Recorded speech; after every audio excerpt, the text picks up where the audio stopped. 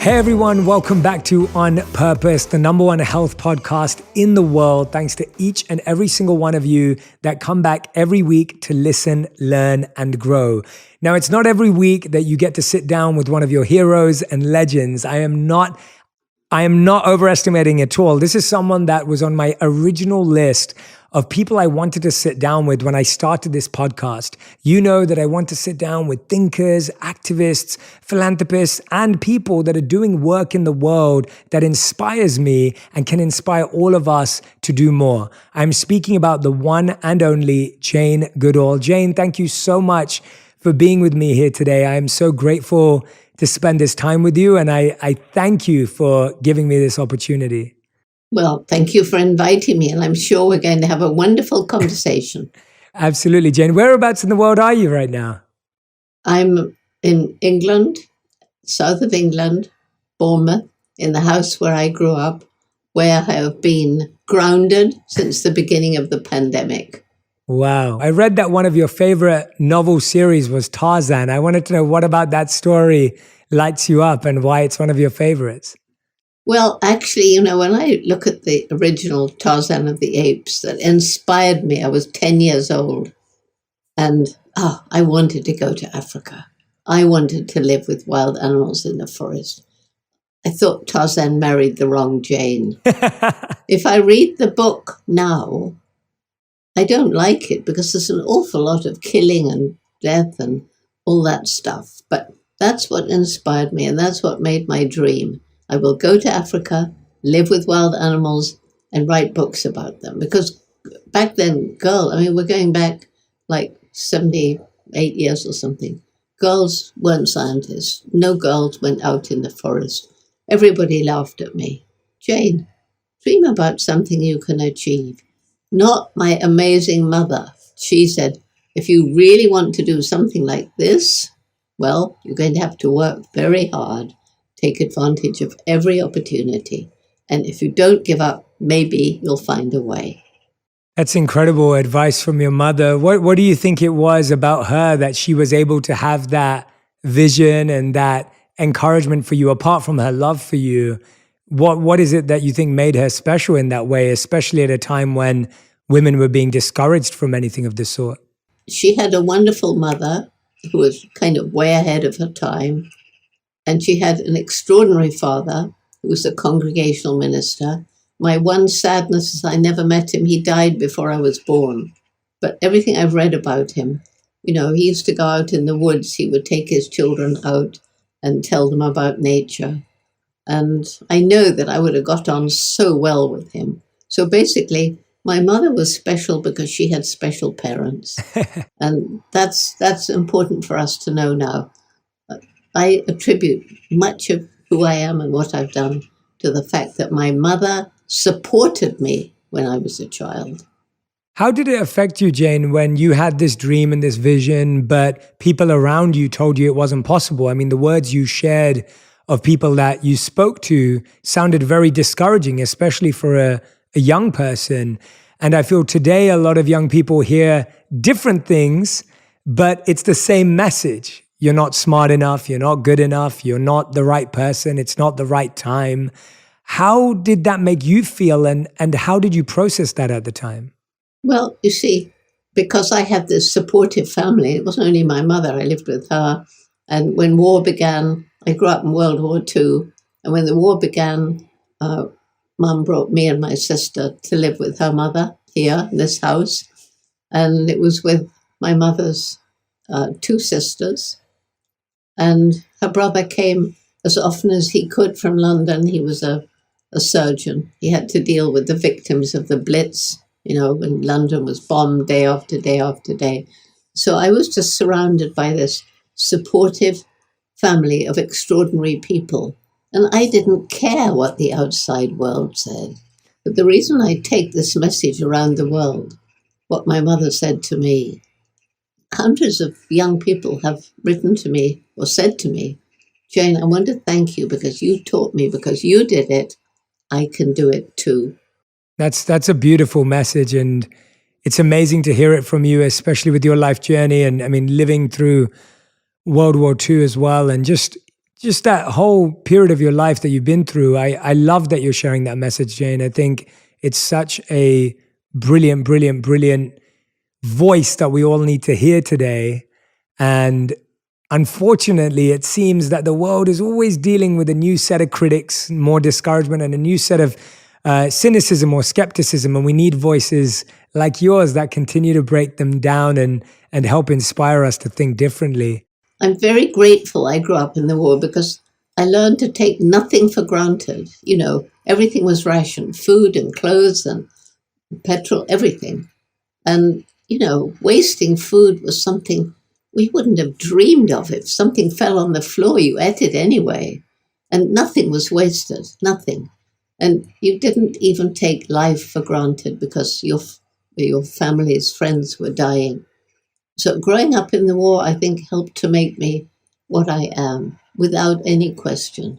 Yeah. How do we process that today when, my generation and obviously younger generations, we're not growing up at that time.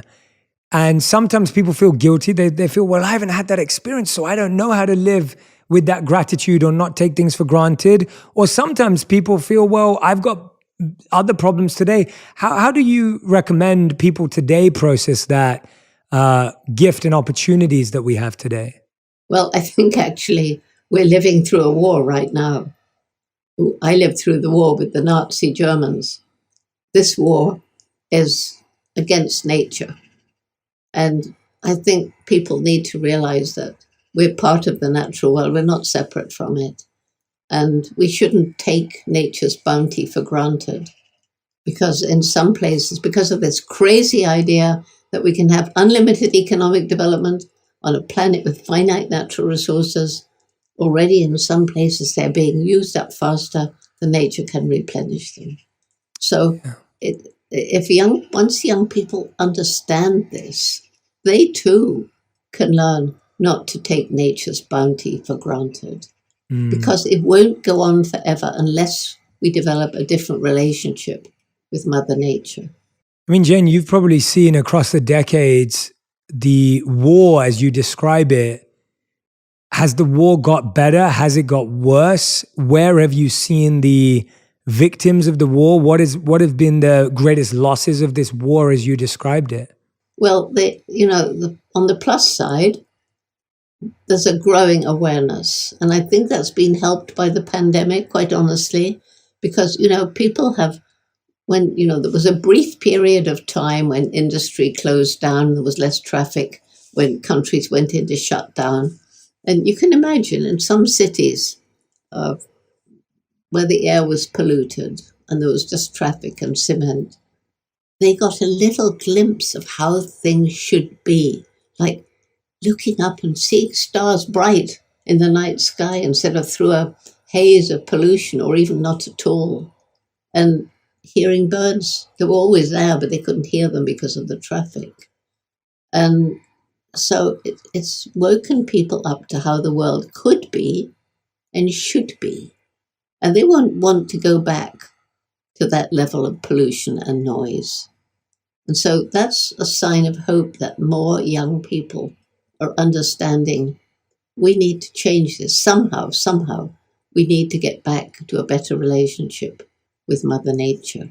What are some of the simple and practical things you think that people can do in their own homes, in their own spaces to start that journey? What would you recommend to them if people are saying, I see that, Jane, I do see that. I prefer it when the world isn't polluted. I do see that we are taking nature for granted. But what do I do? What can I do? If I do one thing, how's that going to help? When people have that mentality, how do you respond to that? Well, it's more than just one thing. I don't think there's any one thing. It's a whole plethora of things. Mm-hmm. And the main thing for young people is to help them understand, and adults too, every single day, every single one of us makes some impact on the planet. And unless we're living in dire poverty, which is another subject, then we have a choice as to what sort of impact we make. For example, what do we buy? Ask ourselves, did its production harm the environment? Did it lead to cruelty to animals?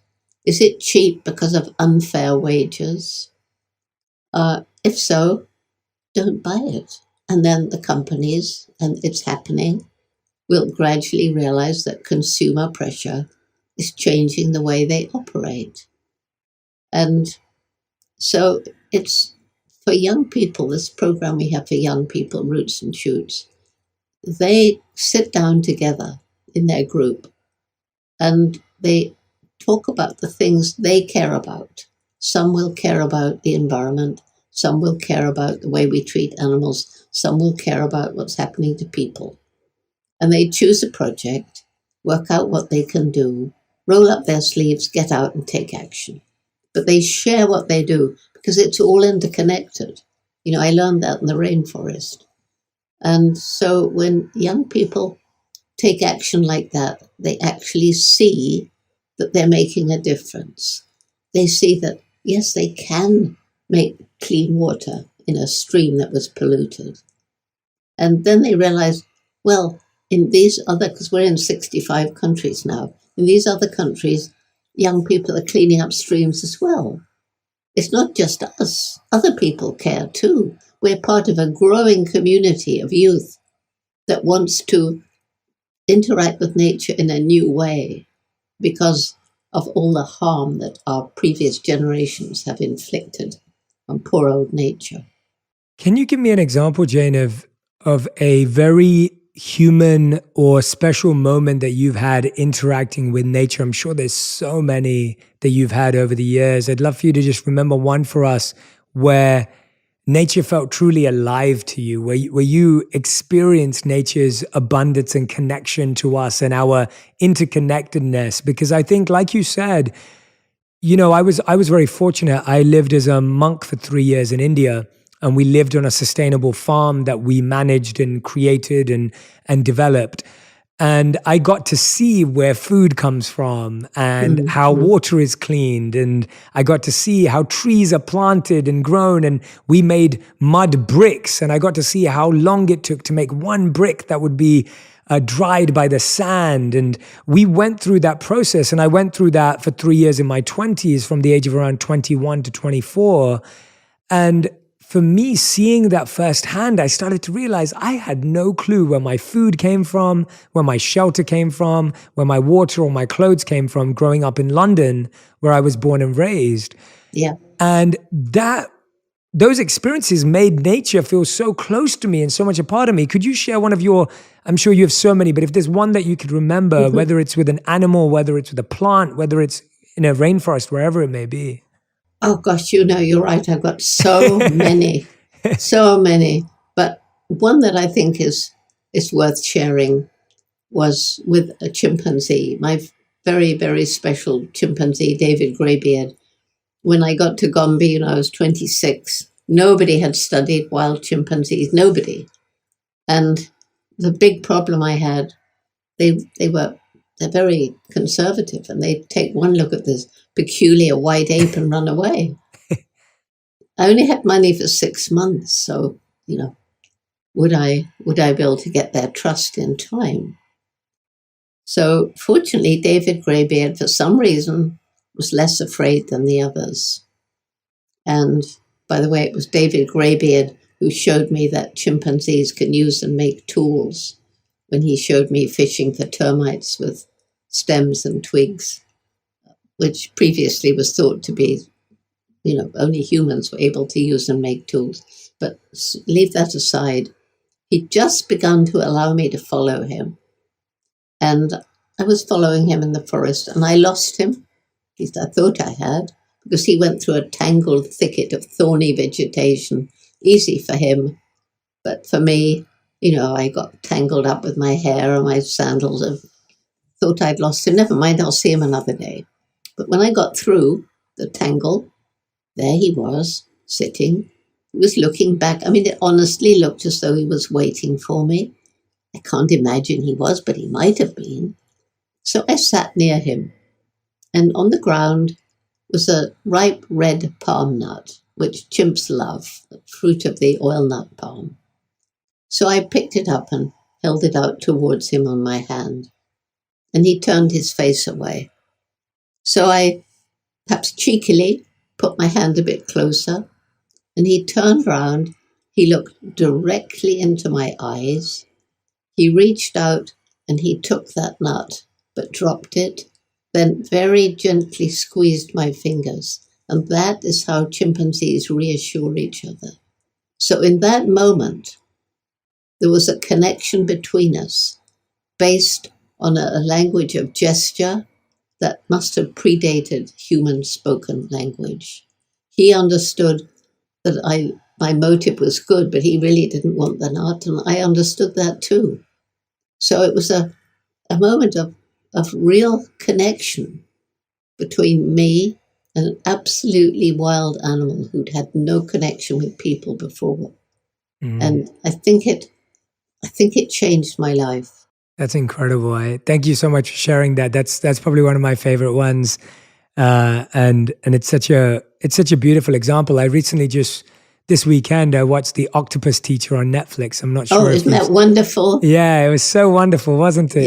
Yeah. Me and my friends and my wife sat down and watched it together, and not only was the cinematography and videography stunning, it was just such a beautiful example of what you just shared, that human connection with between a human and an octopus. It's such a incredible way of seeing that come to. I'm sure, we're going to see that more and more as hopefully we get more entwined with nature. I want to speak about this incredible conversation book, The Book of Hope, a survival guide for trying times.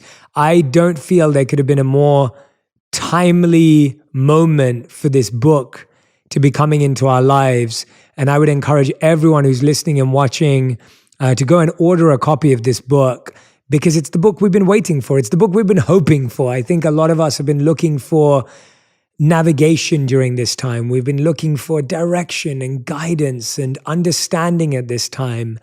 And I really do believe that the Book of Hope, a survival guide for trying times, is the book that's going to help us do that. I wanted to ask you, Jane, when you look at the history of hope, if we look at the history of humans needing hope, you've lived through times when people would have said there is no hope, yet there was hope that was found and it changed things. Again, today we hear that rhetoric. There's no hope. Everything's hopeless. Tell us about finding hope historically at difficult times and how hard it was, and then the same now today. Well, I think, I go back to the war again, growing up in the war, because there was a period when Britain stood alone against the might of Nazi Germany. And Britain was not prepared for war because Chamberlain had wanted to capitulate. And, there was Churchill saying, no, we have to fight these Nazis. We don't want to be overrun by this horrible rhetoric of theirs. And, it was basically Churchill. So there we were, Britain, little Britain. And we were so unprepared. I'm living in the south of England. The sea is just there. And it was a landing place. Nazi troops were going to land quite near us. Do you know what our protection was? A bit of scaffolding out in the sea and a bit of barbed wire. That was it. Wow. And, but Churchill was rousing the British people, saying, we will not be overrun. We will never give in. We will fight them on the beaches. We will fight them in the woods. And he was heard to, as thunderous applause came out, he was heard to turn aside to one of the people near him and say, and we'll fight them with the butt ends of broken bottles because that's bloody well all we've got. He had that great British sense of humor. Yeah. So, living through a time when it totally seemed hopeless. How could we survive? And then we had our Air Force. And again, Churchill saying, never in the history of mankind has so much been owed by so many to so few. Because these young men, they went out and they got killed, but they went on volunteering. And, when you grow up with this sort of thing going on around you, and the way that people in London during the Blitz, when every night they were bombed, every night people lost their homes and lost their lives.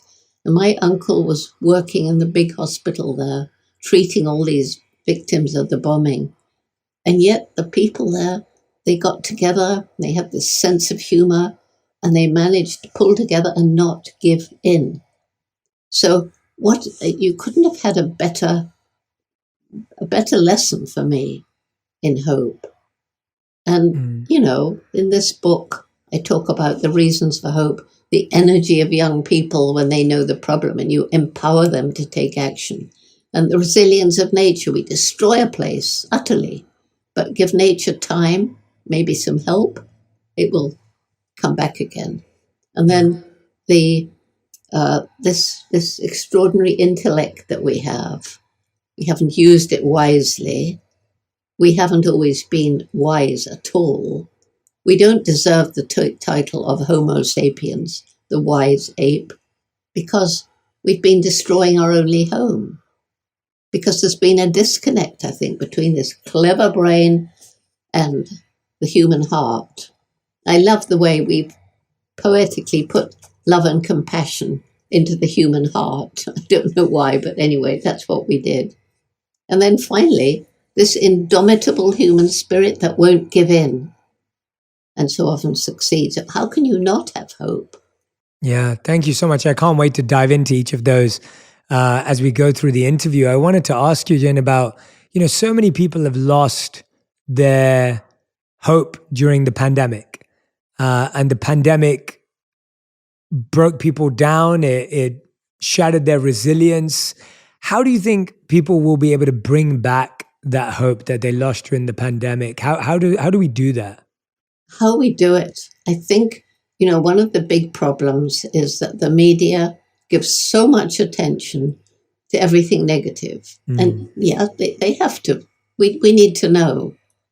But if you think during the pandemic of the stories of courage and bravery and self-sacrifice, people losing their lives to treat sick people, this gives you such a feeling of how amazing humans actually are.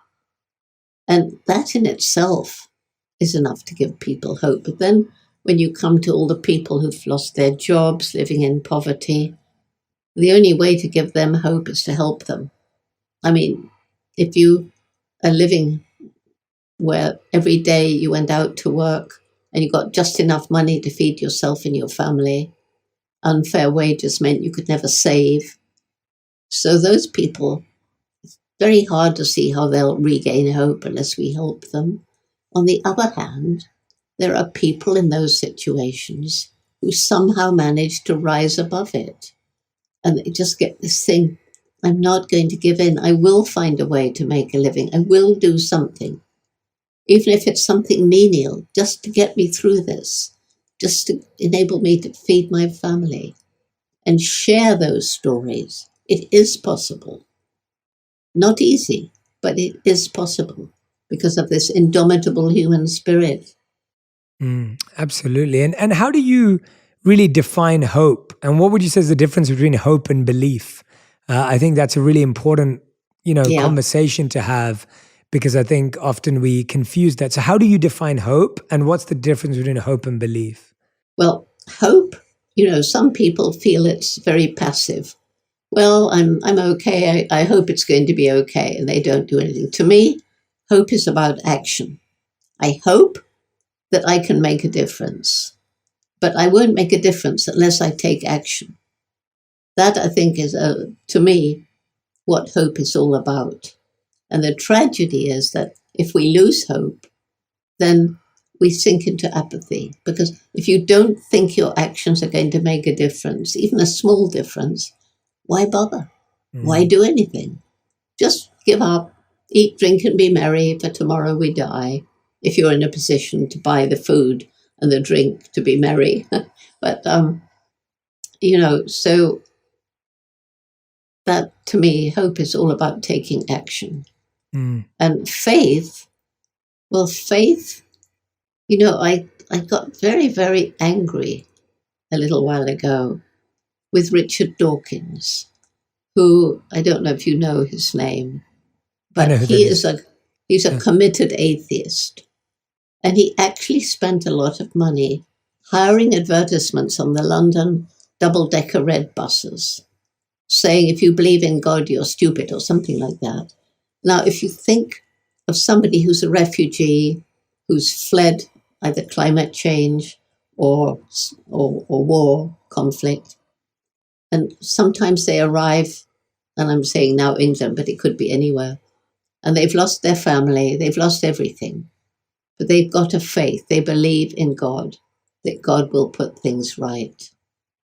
And so people talk about blind faith, but blind faith can give you hope because, you believe in God, God's going to make things right. That gives you hope. God will make things right, but still you've got to do your part. And I think the Bible, I grew up as a Christian, but it could be the Quran, it could be anything.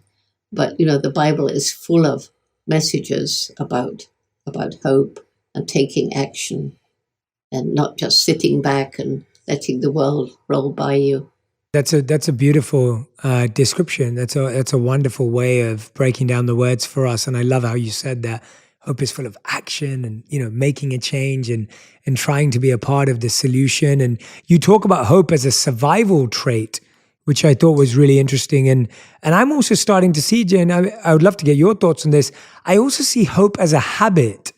I see it as something we have to practice, as something we have to develop, as something that the more you think of it, the more you build it into your routine and life, the more real it becomes because it's something that has to be practiced and lived on a daily basis. It's not just an idea or something that happens mentally. What would you think about that if you think of hope as a habit as well as a survival trait? Well, I guess you could say it's a habit, but the thing is, once you start all these people who become totally depressed, sometimes even suicidal, because they look around at the problems of the world and my goodness, they're terrible. You cannot not be depressed if you look around at the problems of the world.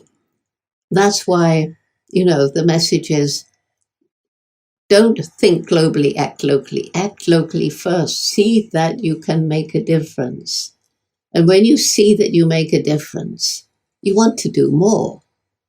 And so taking that first step gives you hope that your actions do make a difference. And then you want to do more. And as you do more, it's like a feedback loop, and you inspire others to join you.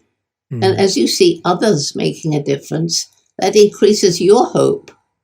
And so it spirals like that. And that's what's happening with the young people in our Roots and Shoots program, I think.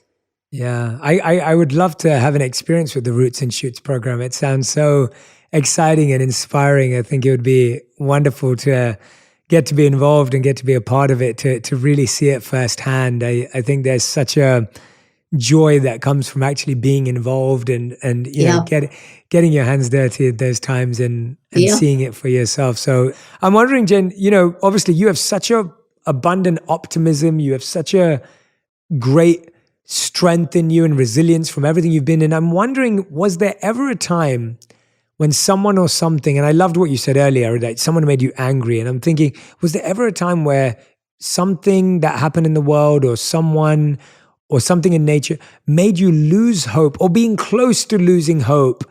And I want to know how you got it back, because I feel like a lot of people are on that cusp of they're just about to lose hope and they just need to grab hold of it again. I've experienced deep depression. And, for example, I spent time in a small wooded area quite close to here and heard the birds. I don't know why I was there, but I was. And 2 years later, it was yet another shopping mall. I was angry, but first of all, I was really depressed. I was sad. I sat there and felt like crying. But then that sadness turned to anger. How dare they do that? Well, I can't save this place now, but there are other places like this that I can try to save or inspire people living there, encourage them to do what they can to save it before it's too late. So I don't know, it's the way I'm made. I'm very obstinate. I'm like one of these dolls. You know these dolls with loaded bases, and you knock them over and they jump up. Well, that's how I am. I'm like Yeah. one of those. I don't know what you call them, but I'm like one of those dolls. I will not be pushed down by anyone. I will bounce up. It's just the way I'm made. Yeah, I love that. I think that's beautiful, and I think I do believe that's the only way we can learn to live. We all need to learn to be that way, because it's, as we know, life's going to keep knocking us down, and we have to get back up, and we need that resilience. We need that strength. So I love that. The book mentions 4 components for hope and making it sustainable, and it's goals, pathways, confidence, and support. And I wanted to hear about a few of them that you see. And you said, and the conversation you were having, the researchers call it the hope cycle. What kind of goals should we have at this time? What do you think? What goals do you feel are realistic, but also ambitious enough for us to have at this time? You can't be passionate about everything. Mm-hmm. But there's enough of us. That's one of the only benefit I can see in the number of people on the planet. There's enough people to tackle all the different problems, because nobody can tackle everything. So with our groups of Roots and Shoots, for example, you find every group, there are some kids who are passionate about helping animals, someone to help people, someone to help the environment. And so if you choose something you're really passionate about and you see that you can make a difference, that leads to this whole feedback system of hope. So I don't quite know what else I can say about that. No, that's a beautiful example. No, I love that. I thank you so much for sharing that again. I think that's just a great reminder of recognizing that you don't have to change everything, and you can't change everything, but there may be your passion is going to bring you towards a particular area of impact, or a pain that you see is going to bring you to a particular area of impact. Often it's what inspires us, and sometimes it's what hurts us that makes us want to take action. And so I think that's a beautiful answer. And I just wanted to remind people of that. Sometimes, as we were discussing, so many people will be thinking, I'm so overwhelmed. There's so many things that the world needs help with. There's, nature, there's animals, there's cancer, and so knowing that people can just start with what is deeply important to them. Yes, that's the way to start, because then that's why Roots and Shoots is working so well, because the kids, they're passionate about what they do because they chose it. We don't tell them what to do. And so a Roots and Shoots group will choose different projects, whether they're in a city or rural area, rich or poor, whether they're in India, Pakistan, and whether they're in Africa or Florida or New York. They're going to choose the projects that are important to them where they live. And so I think it's because it's a not a top-down but a bottom-up program that it's spreading around the world.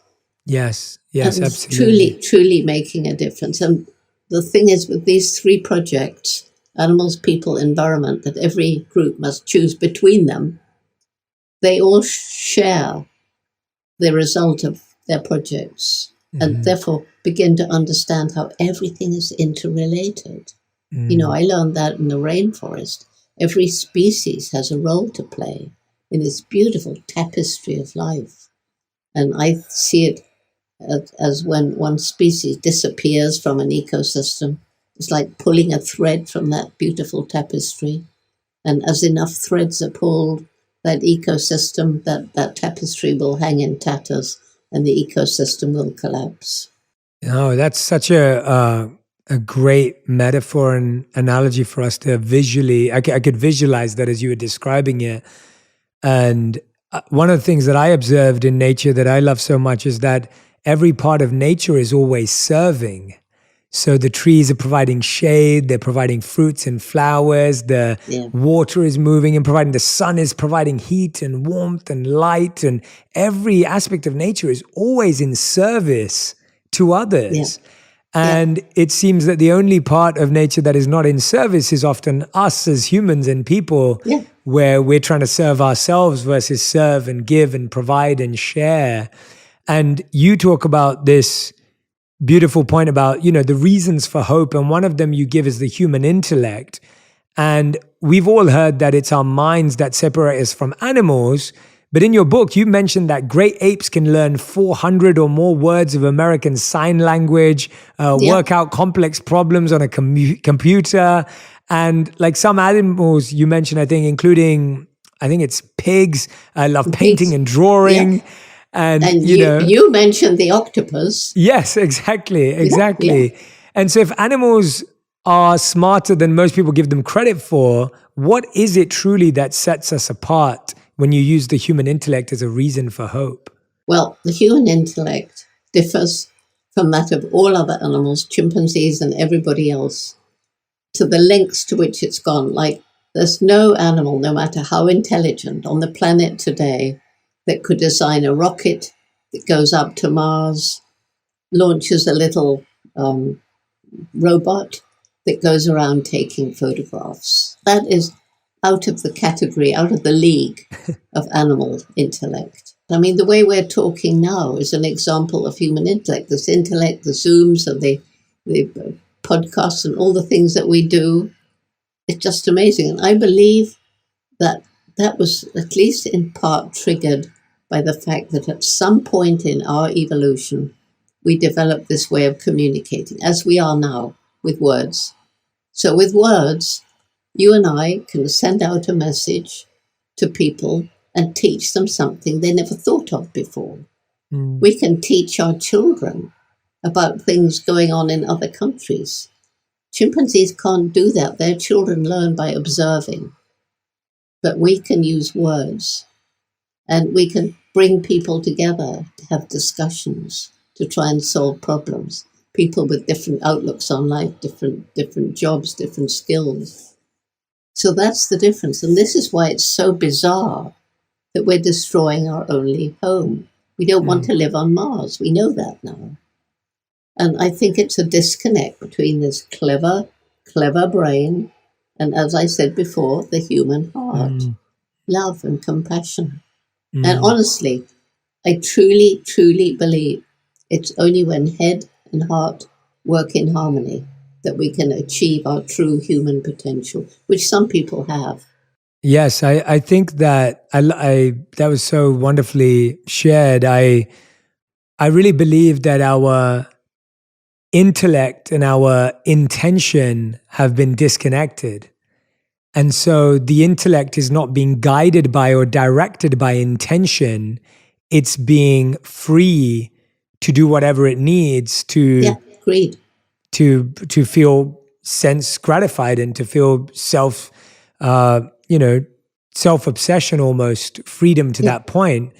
And the love and compassion you're speaking about is such an intentionality with how we use this intellect that we've been gifted with. Yeah, I mean, it was Mahatma Gandhi who said, the planet can produce for human need, but not human greed. Yeah. And, we need a new definition of success. Because at the moment, if you talk to most kids, what's a successful person? Oh, somebody who's making a lot of money, or maybe somebody who's got a lot of power.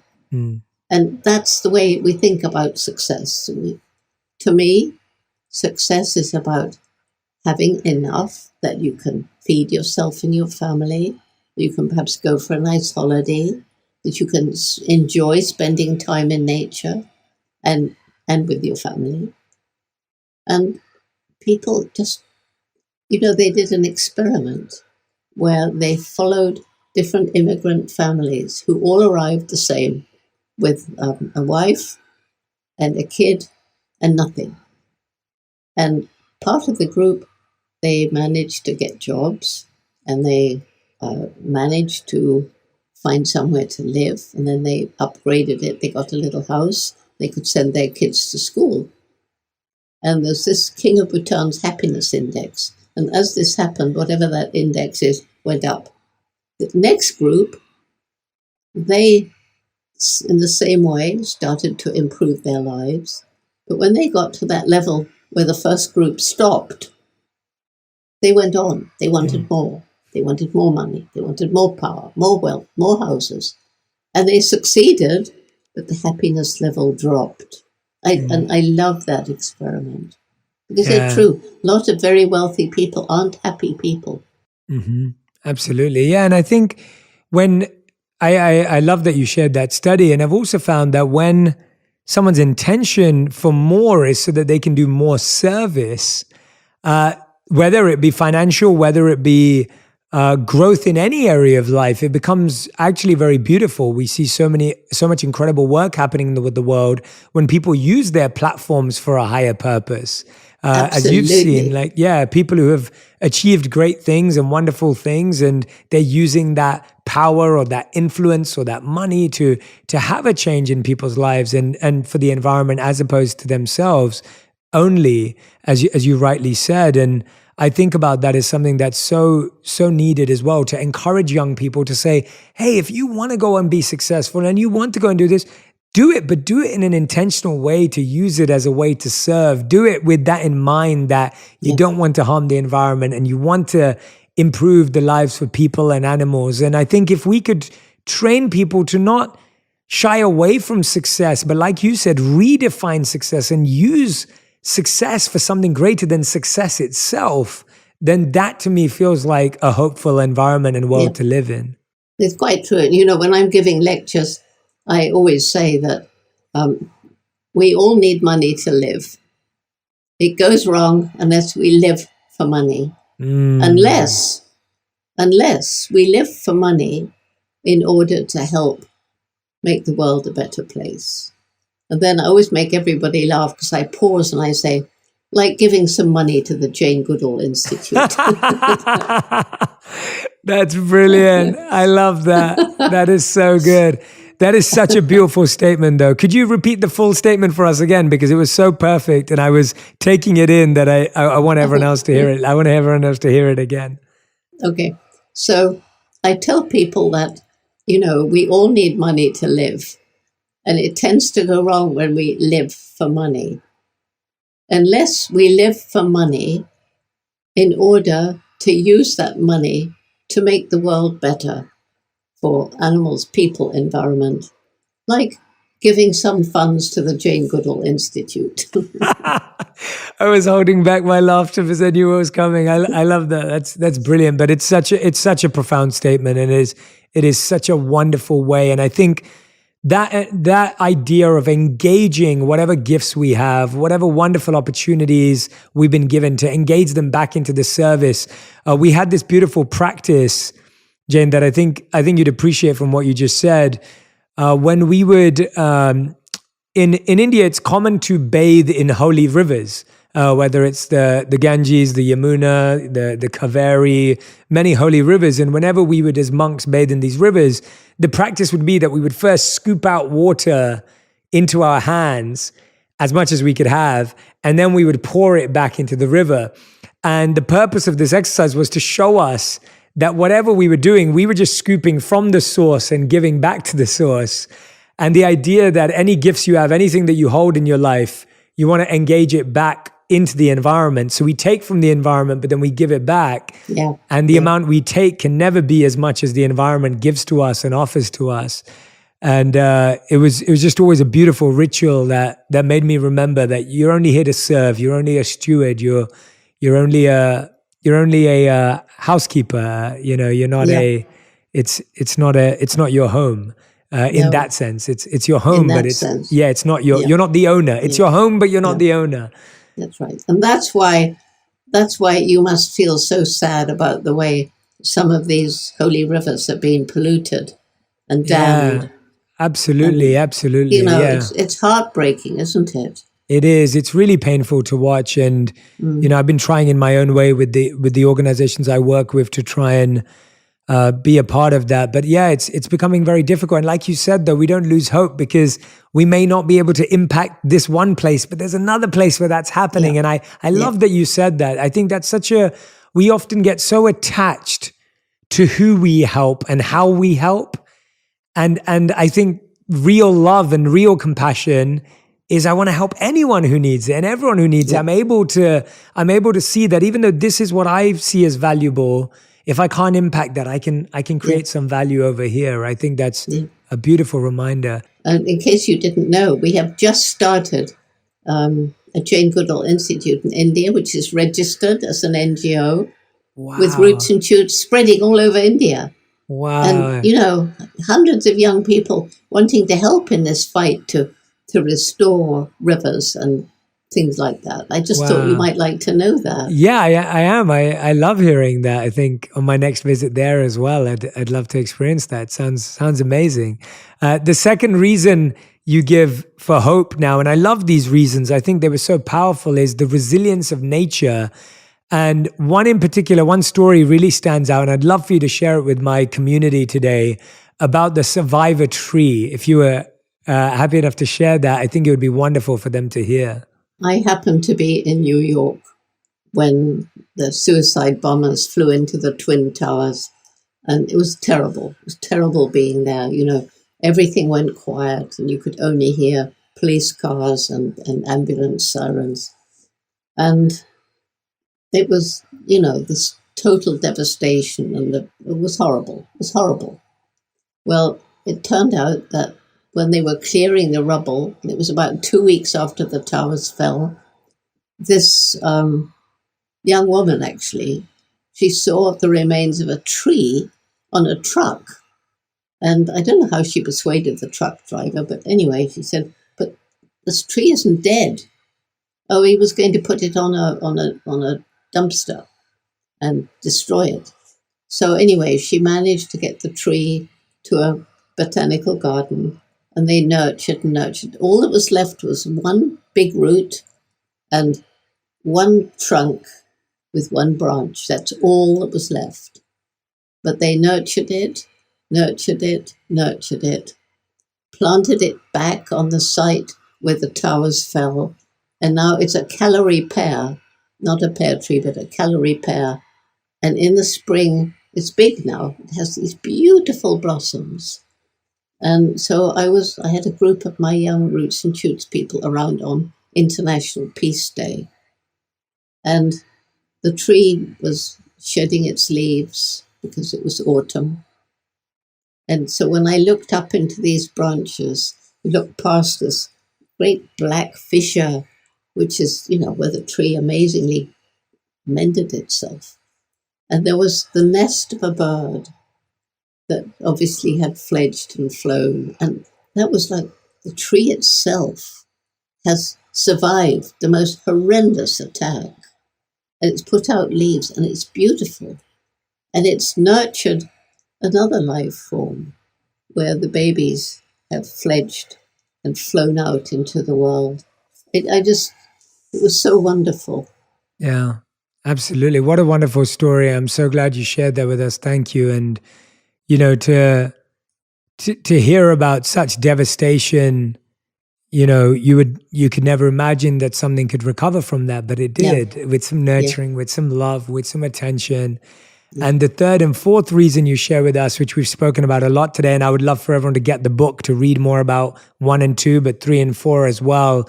3 is all about empowering young people, and 4 is about that human spirit. So anyone who's listening and watching right now, and you're loving these stories and these examples, and you're being filled with hope, I really hope everyone who's listening and watching, your body, your mind, your soul, your heart are being filled with hope.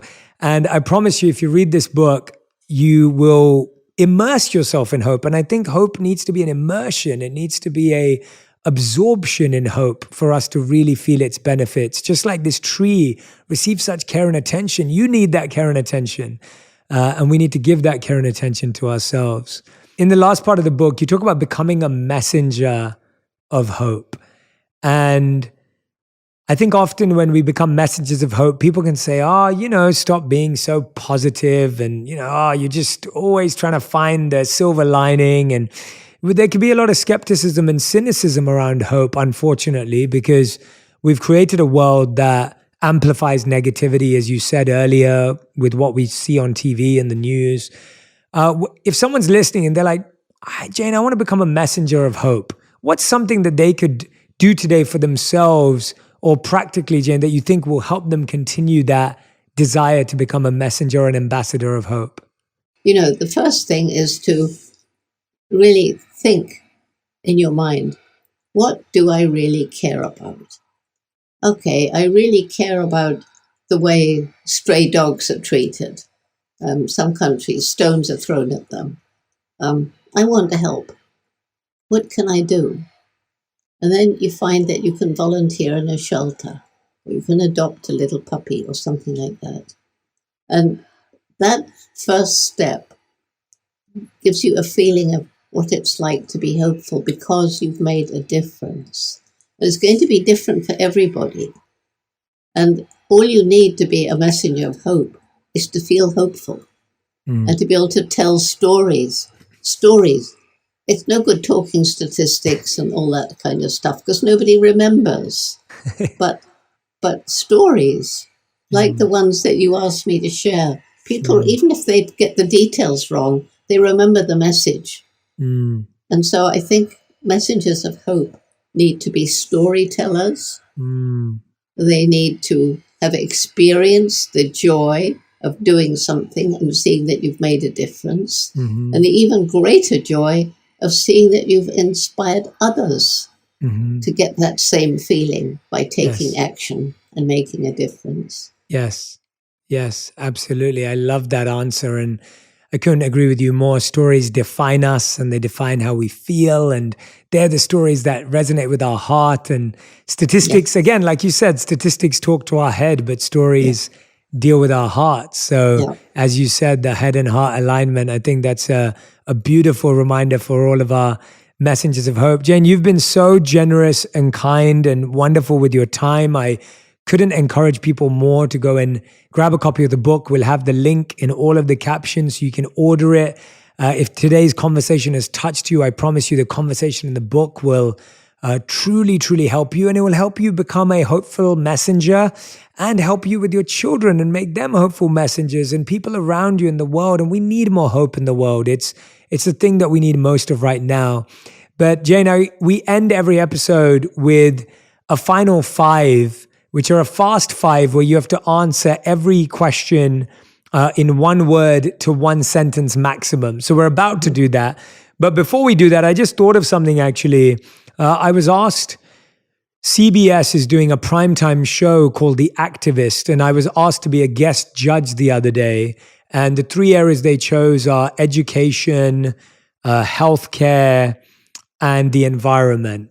And they're encouraging people to come up with ideas, and they're going to be funding them. And I believe the final meeting is with Leonardo DiCaprio, who's going to be really encouraging the ideas to move forward. I wanted to ask you, when you see all these things happening today in the mainstream shows, people such as Leonardo DiCaprio being so forward thinking about the environment, does that give you hope? How do you feel about those aspects outside where people are taking action?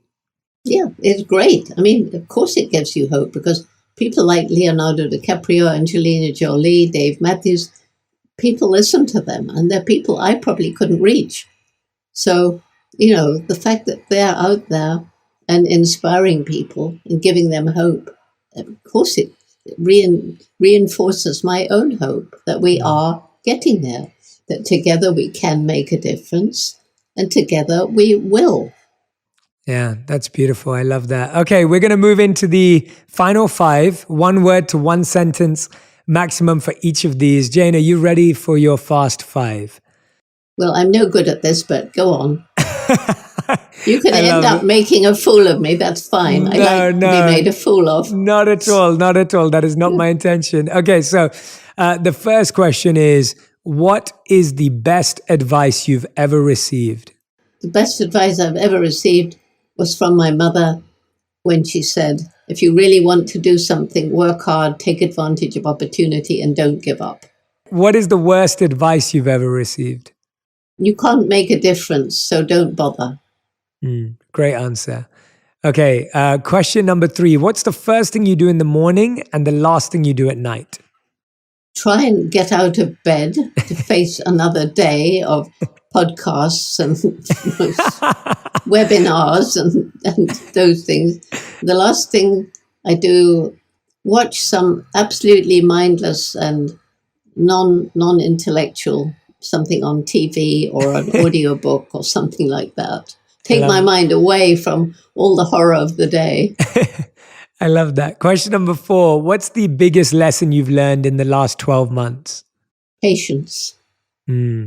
Wonderful. And fifth and final question, if you could create one law that everyone in the world had to follow, what would it be?